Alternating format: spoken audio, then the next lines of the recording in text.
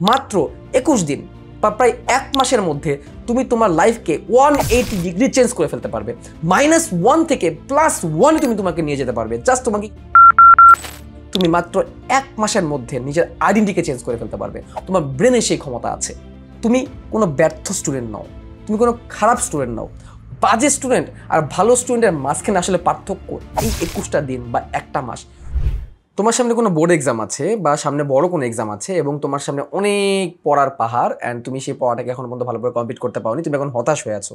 হতাশ অনেকেই হয়, বাট এই কথাটা তোমাকে সবার আগে মাথায় ঢোকাতে হবে যে তোমার অনেক পড়া জমে আছে এর মানে যে তুমি পড়ালেখায় ব্যর্থ এরকম কিছু নয়। তুমি নিজেকে পড়ালেখায় ব্যর্থ ভাবতে পারো না। অ্যান্ড কিছু বৈজ্ঞানিক পদ্ধতি আছে যে পদ্ধতি অবলম্বন করলে তুমি জমে থাকা পড়াগুলোকে খুব দ্রুত শেষ করে ফেলতে পারবে এবং পরীক্ষায় ভালো রেজাল্ট করতে পারবে। স্ট্যানফোর্ডের 2021 সালের একটি স্টাডি বলে যে মস্তিষ্ক যখন অনেক বড় কোনো কাজ দেখে বা অনেক বড় জমে থাকা কোনো কাজ দেখে তখন সে ওভারলোডেড হয়ে যায় বা ওভারহেলম হয়ে যায় এবং তখন সেই কাজটাকে অ্যাভয়েড করতে চায়। সেম আমাদের সামনে যখন অনেক পড়া থাকে এবং সেগুলো যখন আমরা শেষ করতে পারি না এবং সামনে পরীক্ষাও চলে আসছে তখন আমাদের ব্রেইন একটা নিউরোলজিক্যাল ওভারহেলমড একটা সিচুয়েশনের মাঝখান দিয়ে যায় এবং তখন ব্রেন চায় সেই কাজগুলোকে না করতে। যেহেতু এটা ব্রেন রিলেটেড, আমাদের মাইন্ড রিলেটেড, তার মানে অবশ্যই এই প্রবলেম থেকে উত্তরণের সাইন্টিফিক ওয়ে আছে এবং এই সাইন্টিফিক ওয়েগুলো নিয়ে আমি আজকে তোমাদের সাথে কথাবার্তা বলবো। জমে থাকা পড়াগুলোকে খুব সহজে শেষ করার জন্য আমি তোমাদের সাথে আজকে 7টা ধাপ নিয়ে কথাবার্তা বলবো। এর মধ্যে প্রথম ধাপটাকে আমি সংজ্ঞায়িত করেছি রিয়েলিটি চেক দিয়ে। রিয়েলিটি চেক মানে কি?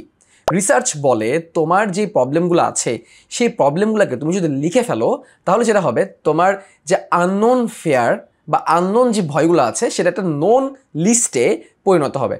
আননোন ফেয়ারকে যখন আমরা নোন লিস্টে পরিণত করতে পারি তখন আমাদের সামনে একটা ক্লিয়ার ধারণা চলে আসে যে আমার কতটুকু পড়া বাকি অ্যান্ড আমার কতটুকু শেষ করতে হবে অ্যান্ড কোন পড়াগুলো আমি এখনও পড়ি না বাট পরীক্ষার জন্য গুরুত্বপূর্ণ।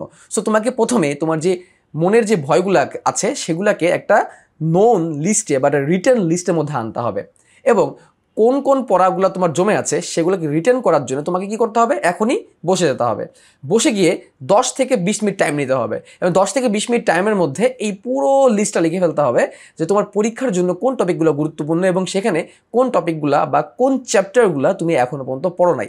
বিজ্ঞানীরা যারা গবেষণা করেছেন বা মনোবিজ্ঞানীরা বলে থাকেন একটা কাজের ভালো প্ল্যানিং সেই কাজের 40% সফলতাকে নিশ্চিত করে এবং যখন তোমার মনের ভয়গুলো চোখের সামনে চলে আসে তখন কিন্তু তুমি ভালো করে প্ল্যানিংটা করে দিতে পারো এবং তোমার জমে থাকা পড়ার বিরুদ্ধে এই প্ল্যানিং করে ফেলা, রিটার্ন করে ফেলা, মনের ভয়কে সামনে নিয়ে আসাই হতে পারে তোমার এই কাজের প্রথম মানসিক বিজয়। সো তোমাকে রিয়েলিটি চেকে লিখে ফেলতে হবে যে তোমার কোন কোন জায়গাগুলো গুরুত্বপূর্ণ এবং তার মধ্যে কতটুকু জায়গা এখন তোমার পড়া বাকি। এবার আমাদের সেকেন্ড ধাপ। হার্ভার্ডের বিহেভিয়ারাল সায়েন্সের একটা রিসার্চে বলেছিল যে আমাদের ব্রেইন যখন কোনো ছোট কাজ দেখে বা কোনো সহজ কাজ দেখে সেটাকে শুরু করতে বা সেই টাস্ককে কমপ্লিট করতে 5 গুণ বেশি কমফোর্টেবল হয়ে থাকে। অর্থাৎ আমার পড়া যদি বিশাল পাহাড় হয়ে থাকে তো সেটাকে আমাদের ভেঙে ভেঙে ছোট ছোট টাস্কে পরিণত করতে হবে, কারণ আমাদের ব্রেনের ধর্ম এটা, ছোট কাজকে সহজ কাজকে সে কিন্তু বেশি করতে চায়। এখন এই জায়গাটায় তোমার প্ল্যানিং তোমার নিজেকে করতে হবে। আমার ইনবক্সে প্রায় মেসেজ আসে, ভাইয়া আমার সামনে পরীক্ষা, আমাকে একটা রুটিন করে দেন বা আমি কি রুটিনে পড়বো, আমি দিনে কয় ঘন্টা পড়বো। এই ক্ষেত্রে আমি বলবো ভাইয়া দেখো তোমার প্রবলেম বা তোমার যে টাইম লাইনটা তুমি ভালো জানো, একজনের সাথে আরেকজনের রুটিন তোমার কখনো মিলবে না। সো ইন দ্যাট কেস তোমাকে যেটা করতে হবে, তোমাকে প্রথমে ওই যে 10 থেকে 20 মিনিট টাইম নিয়ে তুমি রিয়েলিটি চেক করলা, কতটুকু তোমার পড়া বাকি আছে সেটা তুমি লিখলা অ্যান্ড সেই লেখাটাকে বেস করে তোমার এখন কতটুকু টাইম আছে সেই টাইমের উপর ভিত্তি করে পুরো পড়াটাকে কতগুলো ছোটো ছোটো ছোটো খণ্ডে ভাগ করতে হবে। যেমন আমি একটা এক্সাম্পল দিই, বায়োলজির প্রথম চ্যাপ্টার, কলেজ বায়োলজির প্রথম চ্যাপ্টার হচ্ছে কোষ ও এর গঠন, উদ্ভিদ বিজ্ঞানের।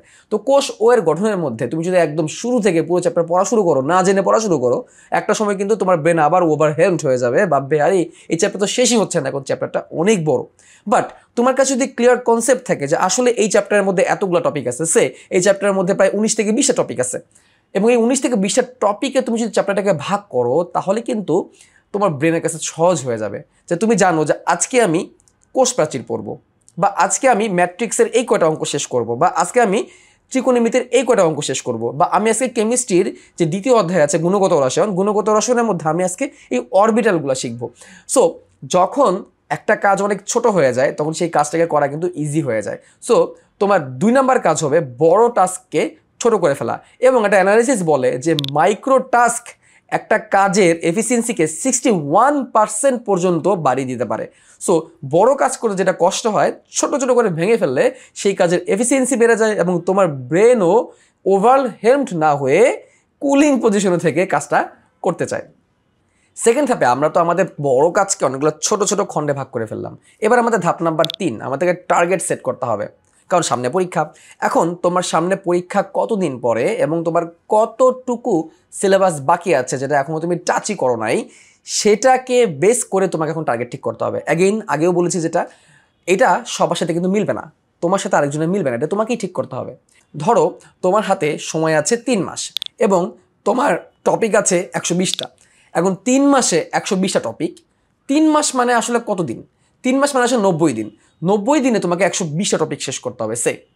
তো ইন দ্যাট কেস এখন তুমি দিন এবং টপিকের সংখ্যা কিন্তু এখন ভাগ করতে পারবা। সো এইটা যে 3টাই হবে তোমার ক্ষেত্রে তা না, এটা এক একজনের ক্ষেত্রে এক একটা হতে পারে। বাট তোমার আগে তো অলরেডি টপিকের লিস্টিংটা করা আছে, তুমি তো সেকেন্ড ধাপে বড় বড় কাজকে ছোট করে নিয়েছো। তো সেই ছোট কাজ, এক একটা ছোট টাস্ক এখন তোমার জন্য, এবং সেই ছোট টাস্ককে তুমি টার্গেটে ঠিক করবা যে তোমাকে প্রতিদিন কতগুলা করে টাস্ক বা কতগুলা করে টপিক কমপ্লিট করতে হবে। অ্যাগেইন এটা তোমার কতটুকু টাইম আছে এবং তোমার সিলেবাস কতটুকু বড় সেটার উপর ডিপেন্ডস করে কিন্তু হবে। ফগ বিহেভিয়ারাল মডেল যেটা বলে যে ছোট ছোট টাস্ক তুমি যদি অ্যাকমপ্লিশ করতে পারো, এতে করে তোমার মনে একটা মোটিভেশন তৈরি হবে, হ্যাঁ আমি টাস্কটাকে কমপ্লিট করতে পারছি। এবং এই মনের এই মোটিভেশনটা তোমার একটা সাস্টেনেবল হ্যাবিট তৈরি করবে। তার মানে কি, ছোট ছোট টাস্ক সেটাকে অ্যাকমপ্লিশ করার মাধ্যমে মোটিভেশন, এবং এই মোটিভেশন তোমার একটা সাস্টেনেবল হ্যাবিট তৈরি করবে। যে সাস্টেনেবল হ্যাবিট তোমার পরীক্ষার আগে অনেক বড় একটা সিলেবাস শেষ করতে কিন্তু একটা ইজিয়ার মাধ্যম হয়ে যাবে। সো তোমাকে যেটা করতে হবে, তোমাকে এই যে তুমি ছোটো ছোটো টাস্ক সেট করেছিলে বা ছোটো ছোটো খণ্ডে ভাগ করে ফেলেছিলে সেকেন্ড ধাপে, তৃতীয় ধাপে সেই ছোটো ছোটো খণ্ডগুলোকেই একটা টার্গেটে পরিণত করতে হবে যে আমি ডেইলি এতগুলো করে ছোটো ছোটো খণ্ড বা ছোটো ছোটো টপিক বা ছোটো ছোটো চ্যাপ্টার আমি কী করবো, শেষ করবো। এভাবে করে আগাতে থাকলে দেখবা তোমার যতটুকু টাইম আছে সেই টাইমের মধ্যেই সবগুলো টপিক তুমি কমপ্লিট করে রিভিশনের জন্য তুমি টাইম পেয়ে যাবে। ধাপ নাম্বার 3-এ তুমি তোমার টার্গেট সেট করে ফেলেছো এবং এখন তুমি পড়তে বসে গিয়েছো। এখন আমরা স্টেপ নাম্বার 4-এ কথা বলবো, যেখানে আমরা কথা বলবো বিরতি নিয়ে পড়ার গুরুত্ব নিয়ে। অর্থাৎ স্টেপ নাম্বার 4 হচ্ছে পড়ার মধ্যে একটু একটু ব্রেক নেওয়া। এখন আপনি বলতে পারেন যে ভাইয়া আমার কেন পড়ার মাঝখানে ব্রেক নিতে হবে? পড়ার মাঝখানে ব্রেক নিতে হবে এই কারণেই, কারণ একজন মানুষের ব্রেন একটানা একটা কাজে কখনো মনোযোগী হয়ে থাকতে পারে না। এবং একজন মানুষ কতক্ষণ টানা মনোযোগ ধরে রাখতে পারে এটা নিয়ে অনেক স্টাডি হয়েছে, এবং যেহেতু স্টাডিগুলো বিভিন্ন দেশে বিভিন্ন ভৌগোলিক পরিমণ্ডলে করা, সো এই জন্যে এইটা সব ক্ষেত্রে সব স্টাডির সাথে মেলে না। তারপর আমরা ধরে নিতে পারি আমাদের পার্সপেক্টিভ থেকে যে আমাদের মনোযোগ নর্মালি 30 থেকে 40 মিনিটের বেশি থাকে না। এই ক্ষেত্রে বিরতি নেওয়াটা কেন গুরুত্বপূর্ণ? কারণ একটানা কাজ করলে আমার ব্রেন কিন্তু আবার ওভারহেলমড হয়ে যাবে, টায়ার্ড হয়ে যাবে। বাট কাজের মাঝখানে তুমি যদি ছোটো ছোটো করে ব্রেক নাও এবং সেই ব্রেকে নিজেকে যদি রেস্ট দাও, ব্রেনকে যদি রেস্ট দাও বা প্রোডাক্টিভ আরেকটা অন্য কোনো কাজ করো, তাহলে তোমার ব্রেন টায়ার্ড হবে না।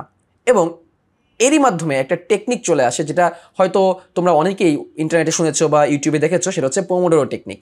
এটা টমেটো টেকনিক, রাইট? পোমোডোরো একটা সাইনটা হচ্ছে টমেটোর মতো। এই পোমোডোরো টেকনিকে কি বলে যে তুমি 25 মিনিট পড়বা এবং 5 মিনিট ব্রেক নিবা, তারপর আবার 25 মিনিট পড়বা এবং 5 মিনিট ব্রেক নিবা। এই যে 25 মিনিট এবং 5 মিনিট এভাবে করে 30 মিনিটের একটা সাইকেল তৈরি হয়, এটা হচ্ছে পোমোডোরো টেকনিক। এবং গ্লোবালি অসংখ্য স্টুডেন্ট বা অসংখ্য প্রফেশনালস এই টেকনিকটা ফলো করে। হ্যাঁ, এটা যে সবসময় তোমাকে 25 মিনিট করে করতে হবে তা না। তোমার যদি টানা 40 মিনিট মনোযোগ রাখতে পারো তুমি, বা তুমি চাও টানা 40 মিনিট তুমি অঙ্ক করবা, করতে পারো, কোনো সমস্যা নাই। 40 মিনিট অঙ্ক করে তারপর তুমি উঠতে চাচ্ছ, দ্যাটস ফাইন। 40 মিনিট অঙ্ক করো, তারপর তুমি 10 মিনিট একটা ব্রেক নাও। বাট এই 10 মিনিটের ব্রেকে নেগেটিভ এনার্জি তৈরি করে বা ডিস্ট্রাকশন করে এমন কোনো কাজ কিন্তু করা যাবে না। বার্লিন ইউনিভার্সিটির একটা মেটা স্টাডি বলেছে এই যে পোমোডোরো টেকনিক, এই টেকনিকটা আমাদের ইন্টেন্সিটি অফ ফোকাসকে 78% পর্যন্ত বাড়িয়ে দিতে পারে। যে ইন্টেন্সিটি অফ ফোকাস কিন্তু একটা পড়াশোনা বা যে কোনো কাজের জন্য অনেক বেশি গুরুত্বপূর্ণ। সো তোমাকে অবশ্যই পড়াশোনার মাঝখানে একটু ব্রেক নিতে হবে, এবং সেই ব্রেকে আবার অন্য কোনো কাজে ঢুকে যাওয়া যাবে না, যে কাজটা তোমার পড়াশোনাকে আবার কি করে, নষ্ট করে। সো স্টেপ নাম্বার 4 ছিল বিরতি নিয়ে পড়া। ক্যামব্রিজ ইউনিভার্সিটি 2022 সালের একটি গবেষণা বলেছে যে আমাদের ফোনের নোটিফিকেশন আমাদের মনোযোগকে প্রায় 23 মিনিট 15 সেকেন্ডের জন্য ভেঙে দিতে পারে। অর্থাৎ আমরা একটা কোনো কাজ করতে বসলাম, সেই সময় যদি আমার ফোনে কোনো একটা নোটিফিকেশন চলে আসে, বা আমি পড়ছি, অঙ্ক করছি বা বায়োলজি পড়ছি, সেই সময় একটা নোটিফিকেশন চলে আসলো, এবং সেই নোটিফিকেশন যদি কোনো কারণে আমি যদি ঢুকে যাই সেই মেসেজটা পড়তে বা সেই নোটিফিকেশন দেখতে বা কে কমেন্ট করেছে সেটা দেখতে যদি আমি চলে যাই, তাহলে আমার ব্রেন একটা কাজের মাঝখানে পজ নিয়ে অন্যটা কাজে চলে যাবে, এবং সেখানে আমার মনোযোগের বেশ কয়েকটা ইউনিট সেখানে খরচ করে ফেলবে। তার মানে কি? তার মানে হচ্ছে আমাদের পড়াশোনার মাঝখানে বা যে কোনো কাজের মাঝখানে ডিস্ট্রাকশন হয় এমন জিনিস রাখা যাবে না। অর্থাৎ স্টেপ নাম্বার 5 যেটা নিয়ে আমরা এখন কথা বলছি সেটা হচ্ছে ডিস্ট্রাকশন কমানো বা ডিস্ট্রাকশন একদম অফ করে দেওয়া। একদম অফ করে দেওয়াটা খুব কঠিন কাজ, বাট আমরা এটাকে কমিয়ে রাখতে পারি। কমিয়ে রাখার সবথেকে বেস্ট উপায় হবে হচ্ছে যত রকমের ডিজিটাল ডিভাইস আছে সেই ডিজিটাল ডিভাইস থেকে দূরে থাকা, অ্যাটলিস্ট পড়াশোনা করার সময়। এখন যেহেতু ডিজিটাল সময়, তো পড়ালেখা করার সময় তো আমাদের অনলাইন অনেক কিছুই প্রয়োজন পড়ে। অনলাইন স্টাডি এখন অনেক বেশি জনপ্রিয় হয়েছে।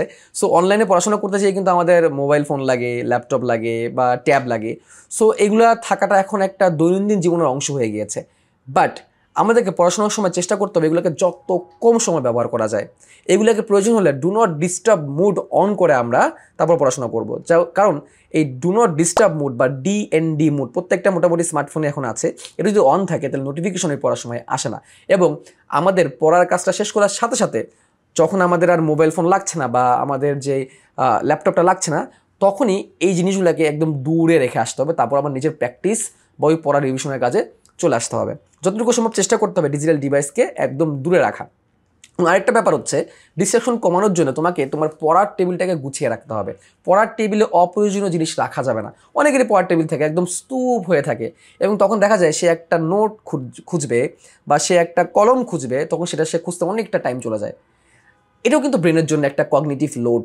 অর্থাৎ অগুছালো টেবিল তোমার ব্রেনের কগনিটিভ লোডটাকে বাড়িয়ে দেয়। কারণ একটা কাজ তুমি করছো, সেই কাজটাকে পরিপূর্ণভাবে করতে হলে মনোযোগকে পুরোপুরি ওই কাজেই ঠিক করে রাখতে হবে। যখন তোমার মনোযোগ একবার এদিকে যাচ্ছে একবার এদিকে যাচ্ছে, তুমি পড়তে বসছো, সেই সময় তোমার বাসার একজন কেউ তোমাকে ডাক দিয়েছে, সেক্ষেত্রে কিন্তু প্রবলেম হবে।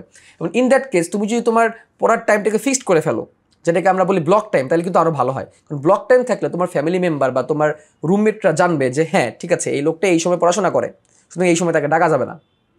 সো এভাবে তুমি ব্লক টাইম ঠিক করে পড়াশোনা করতে পারো, যাতে করে তোমাকে এই সময় অন্য কেউ ডিস্টার্ব না করে। এবং পড়ার টেবিলটা সবসময় চেষ্টা করতে হবে কোনোটা দেওয়ালমুখী করার জন্য। অনেকে কী করে, পড়ার টেবিলটাকে জানালামুখী করে দেয়। জানালামুখী রাখলে প্রবলেম হয় কি, ধরো তুমি পড়ছো, এই সময় তোমার জানলার সামনে একটা পাখি উড়ে চলে গেল, বা জানলার সামনে একটা নতুন কিছু চলে আসলো, আকাশ হঠাৎ করে মেঘ একদম কালো হয়ে গেল। সো তখন কিন্তু তোমার পড়াশোনার মনোযোগটা ওই মেঘের দিকে চলে যাবে বা ওই পাখির দিকে চলে যাবে। সো কখনোই চেষ্টা করবা যে তোমার যে পড়ার টেবিলটা সেটা যাতে কখনো কোনো জানালামুখী না হয়, দেওয়ালমুখী হলেই সব থেকে ভালো হয়। কারণ এ থেকে মনোযোগ তোমার অন্যদিকে যাবে না। অ্যাগেইন পড়াশোনা করতে গিয়ে তুমি যে কাজটা করছো বা যে টপিকটা পড়ছো, সেই টপিকটা পড়তে যে নোটস লাগবে বা যদি ক্যালকুলেটর লাগে, যদি পেন্সিল লাগে বা যদি জ্যামিতি বক্স লাগে, তুমি জাস্ট ওই পড়া স্টার্ট করার আগেই সেগুলোকে তুমি সাথে নিয়ে বসো। কারণ তুমি এখন অঙ্ক করতে বসলা, তুমি ত্রিকোণমিতি করতে বসলা বা ম্যাট্রিক্স করতে বসলা, তোমার হঠাৎ করে তোমার একটা ক্যালকুলেটরের প্রয়োজন পড়লো এবং তুমি জানো তোমার ক্যালকুলেটর অন্য একটা রুমে, বা তোমার ফ্রেন্ড হয়তো তোমার কাছ থেকে ক্যালকুলেটর ধার নিয়ে অন্য পাশের রুমে বসে পড়ছে। তো সেক্ষেত্রে কিন্তু তোমার এখন আবার ক্যালকুলেটর নেওয়ার জন্য পাশের রুমে যেতে হবে। তো সেক্ষেত্রে তুমি তোমার ফ্রেন্ডকে বলতে পারো যে ভাইয়া আমার এখন সামনে ক্যালকুলেটর লাগবে, আমি একটু এটা নিয়ে যাই, তারপর আমার পড়া শেষ হলে তুমি আমার কাছ থেকে নিয়ে যাও, আমি তোমাকে দিয়ে যাবো। অর্থাৎ তোমার পড়ার জন্য যা যা দরকার সেগুলোকে তোমার সাথে রাখতে হবে, এবং পড়ার টেবিলটাকে গোছানো রাখতে হবে যাতে করে ব্রেনের উপর ওভারলোড না হয়ে যায়। সো স্টেপ নাম্বার 5 ছিল ডিস্ট্রাকশন কমাতে হবে। ডিস্ট্রাকশন কমানোর জন্য ডিজিটাল ডিভাইস এগুলোকে দূরে রাখতে হবে, পড়ার টেবিল গুছিয়ে রাখতে হবে, এবং কেউ যাতে তোমাকে ডিস্টার্ব না করে সেটা তোমাকে মাথায় রাখতে হবে। আমরা তখন আমাদের যে টার্গেট আছে সেই টার্গেট অনুসারে ছোটো ছোটো টাস্কগুলোকে কমপ্লিট করছি এবং ব্রেক নিয়ে নিয়ে পড়ছি। এখন একটা স্টাডি বলি, কর্নেল ইউনিভার্সিটির একটা স্টাডি বলেছে যে আমরা আমাদের পড়াটাকে যদি ট্র্যাক রাখতে পারি, তাহলে সেই ট্র্যাকিং একটা রিওয়ার্ড সিস্টেমে আমাদের ব্রেইনে ডোপামিন রিলিজ করে।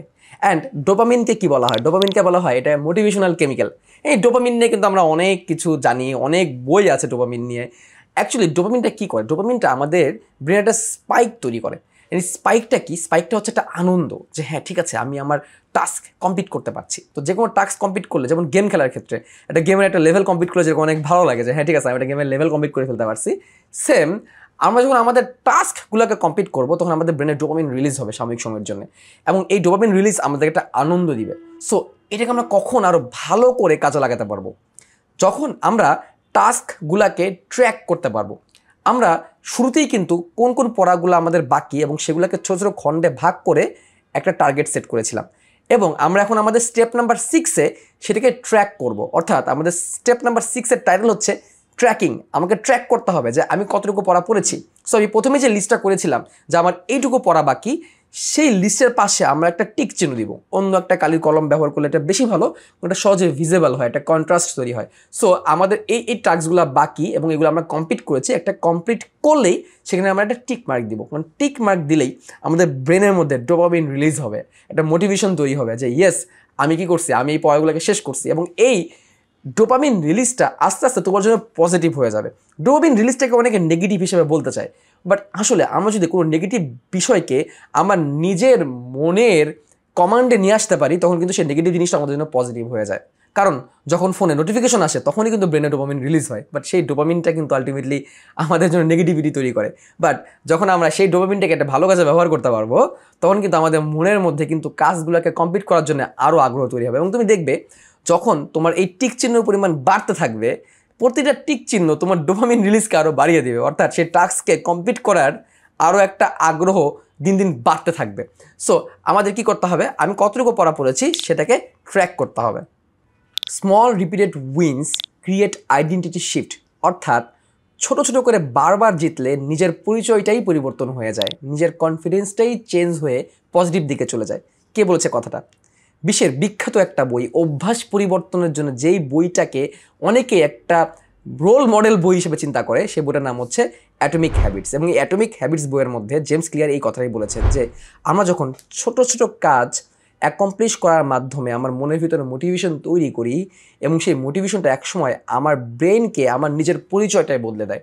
যেই কাজটা আমার কাছে একসময় কঠিন ছিল, সেই কাজটাকে ছোটো ছোটো করে আমরা ভাগ করলাম, আমরা একটা টার্গেট নিলাম, আমরা বিরতি নিয়ে নিয়ে সেই লাগাতার কাজটা করে গেলাম, আমার ডিস্ট্রাকশন কমিয়ে গেলাম, এবং একটা পর্যায়ে আমরা বারবার সেই কাজগুলোকে ডে বাই ডে উন্নতির দিকে নিয়ে গেলাম, এবং ট্র্যাক করে আমরা দেখতে পারলাম যে হ্যাঁ আমি অনেক কাজ করে ফেলছি। এইটা যখন আমরা লাগাতার করতে থাকবো, জাস্ট বেশি দিন না, জাস্ট 3 উইকস, 21 দিন, কারণ একটা অভ্যাস তৈরি হতে প্রায় 21 দিনের মতো সময় লাগে, এবং তারপর আমরা নিজেকে নিজে চিনতে পারবো না। এই ব্যাপারটা আমার সাথেও হয়েছে। যখন একটা কাজ শুরু হয়েছিল, আমার লাইফে অনেক কাজ এরকম ছিল যে আমি একটা নতুন জিনিস শিখছি, সেই শেখার সময় প্রথম প্রথম খুব কঠিন লেগেছে, বাট যখন আমি রেগুলার কাজটা করেছি, ছোটো ছোটো ছোটো ছোটো করে করে শিখেছি, তখন দেখা গিয়েছে যে একটা পর্যায়ে আমি নিজেই অবাক হয়ে গিয়েছি যে আসলে তো এই কাজটা একদিন আমার কাছে খুব কঠিন ছিল, বাট এখন আমার কাছে কাজটা অনেক সহজ। সো এটাই হচ্ছে অ্যাটমিক হ্যাবিটসের মূল মন্ত্র, যে তুমি প্রতিদিন ছোটো ছোটো কাজ করো, এবং সেই কাজটা করতে করতে একটা সময় সেই কাজটা তোমার কাছে অভ্যাস হয়ে যাবে, এবং সেই কাজটা তোমার করতেই তখন ভালো লাগবে। যখন তুমি কাজটা করবে না, তখনই তোমার ব্রেনে কমান্ড আসবে, কেন আমি কাজটা করছি না। সো এভাবেই কিন্তু একটা হ্যাবিট তৈরি হয়, এবং যখন একটা হ্যাবিট তোমার কাছে তৈরি হয়ে যায়, যেটা কিনা একসময় তোমার কাছে ইম্পসিবল ছিল, সেই কাজটা যখন তুমি পসিবল করে ফেলো, তখন কিন্তু তুমি তোমার ব্রেনের কাছে, তুমি তোমার মাইন্ডের কাছে হিরো হয়ে যাও। তোমাকে তোমার ব্রেনের কাছে হিরো হতে হবে, তোমাকে তোমার মাইন্ডের কাছে হিরো হতে হবে। এবং ছোটো ছোটো কাজকে এভাবে কমপ্লিট করার মাধ্যমে একটা সময় তুমি তোমার ব্রেনের কাছে, তুমি তোমার নিজের কাছে একসময় হিরো হয়ে যাবে। এবং যখন তুমি নিজের কাছে হিরো হয়ে যেতে পারবে, তখন তোমার নিজের ডেফিনেশন তোমার কাছে চেঞ্জ হয়ে যাবে। এবং এই ডেফিনেশন চেঞ্জটা করা গুরুত্বপূর্ণ, কারণ মানুষ আসলে নিজের কাছে হেরে যায়। তার মানে আমাদের স্টেপ নাম্বার 7 কি, সর্বশেষ ধাপ, সেটা হচ্ছে লুপ তৈরি করা। কারণ আমার ডিস্ট্রাকশন দূর করে পড়াশোনা করেছি, এবং ধাপে ধাপে ব্রেক নিয়েছি, ট্র্যাক করেছি, বাট এই ট্র্যাকটাকে থামিয়ে দেওয়া যাবে না, আমাদেরকে লাগাতার করে যেতে হবে, অর্থাৎ একটা লুপ ক্রিয়েট করতে হবে। আমার আজকের এই ভিডিওর স্টেপ নাম্বার 7 সর্বশেষ ধাপটা হচ্ছে লুপ ক্রিয়েট করা, থেমে না যাওয়া, বারবার কাজটাকে করতে থাকা। এবং প্রতিদিন যখন আমরা টাস্কগুলোকে কমপ্লিট করতে থাকবো, একটা সময় কিন্তু আমাদের কাজ শেষের দিকে আসবে, আমাদের পরীক্ষাও চলে আসবে, এবং পরীক্ষার আগে দেখা যাবে আমি নিজেকেই নতুনভাবে উপলব্ধি করতে পারবো, কারণ যে কাজটা একসময় আমার কাছে কঠিন ছিল, সেই কাজটাকে আমি করে ফেলেছি। সবশেষে সায়েন্সের একটা কথা বলি, নিউরোসায়েন্সের একটা কনসেপ্ট আছে, সেটা হচ্ছে নিউরোপ্লাস্টিসিটি। নিউরোপ্লাস্টিসিটি কী বলে, সেটা হচ্ছে আমাদের ব্রেনের অসম্ভব ক্ষমতা, অর্থাৎ আমাদের ব্রেনের একটা বিশাল অংশ জুড়ে নিজেকে রিশেপ করার একটা বিশেষ ক্ষমতা আছে। অর্থাৎ আমরা যে কোনো সময় শুরু করি আমাদের এই নিউরোপ্লাস্টিসিটি ক্ষমতাকে ব্যবহার করে আমাদের ব্রেনের, আমাদের ক্যাপাসিটিকে, আমাদের মাইন্ড ক্যাপাসিটিকে আমরা অনেক বড় করে ফেলতে পারবো। অর্থাৎ এই ক্যাপাসিটিকে ব্যবহার করলে আজকে যে মানুষটা তুমি নিজের কাছেই দুর্বল, নিজের কাছেই তোমার মনে হয় যে তুমি একটা বাজে স্টুডেন্ট, তুমি মাত্র 1 মাসের মধ্যে নিজের আইডেন্টিটিকে চেঞ্জ করে ফেলতে পারবে। তোমার ব্রেনে সেই ক্ষমতা আছে। তুমি কোনো ব্যর্থ স্টুডেন্ট নও, তুমি কোনো খারাপ স্টুডেন্ট নও, তোমার যে ক্যাপাসিটিটা আছে অ্যাকচুয়ালি সেই ক্যাপাসিটিটা এখনও পর্যন্ত অ্যাক্টিভ হয়নি, সেটাকে অ্যাক্টিভ করতে হবে। তোমার ভেতরে যে আগুনটা জ্বলছে, সেই আগুনটাকে সামনে এনে প্রতিফলিত করতে হবে কাজের মাধ্যমে, হয়তো সেটা এখনও স্টার্ট হয়নি। অর্থাৎ যেই কাজটাকে তুমি করতে পারো, সেই কাজটাকে তুমি এখনও শুরু করতে পারো নি। বাট আমি এতক্ষণ যেগুলো আলোচনা করছি সেটার মধ্যে তুমি অলরেডি বুঝে গিয়েছো, মাত্র 21 দিন প্রায় 1 মাসের মধ্যে তুমি তোমার লাইফকে 180 ডিগ্রি চেঞ্জ করে ফেলতে পারবে। -1 থেকে +1 তুমি তোমাকে নিয়ে যেতে পারবে। জাস্ট তোমাকে কি করতে হবে? নিজের উপর ভরসা রাখতে হবে, তোমার এই ব্রেনের ক্যাপাসিটিকে চেঞ্জ করতে হবে। আমার এই কথাগুলো কোনোটাই বানানো না, প্রত্যেকটা নিউরো সায়েন্স এবং বিভিন্ন ইউনিভার্সিটিতে গবেষণা হয়ে আসা কথাগুলো কিন্তু এখানে বলা হয়েছে। জাস্ট নিজেকে চেঞ্জ করার জন্য ইচ্ছা শক্তি থাকতে হবে। যতই পড়া জমে থাকুক না কেন, তোমার রেজাল্ট যতই খারাপ হোক না কেন, তুমি যদি চেষ্টা করো, ডে বাই ডে তুমি তোমাকে এমন একটা জায়গায় নিয়ে যেতে পারবে যে একটা সময় তুমি নিজেই অবাক হবে যে আসলে কি আমি আগে এরকম ছিলাম, আসলে কি আমি আগে বাজে স্টুডেন্ট ছিলাম। বাজে স্টুডেন্ট আর ভালো স্টুডেন্টের মাঝখানে আসলে পার্থক্য এই 21টা দিন বা একটা মাস। তুমি খালি চেষ্টা করো, বৈজ্ঞানিক পদ্ধতিতে তুমি চেষ্টা করো, বিজ্ঞান তোমার পাশে আছে, তোমার মাইন্ড তোমার পাশে আছে, তুমি চেষ্টা করে যাও, উপরওয়ালা মহান আল্লাহ তাআলা তোমাকে অবশ্যই পুরস্কৃত করবে। জাস্ট তোমাকে শুরু করতে হবে।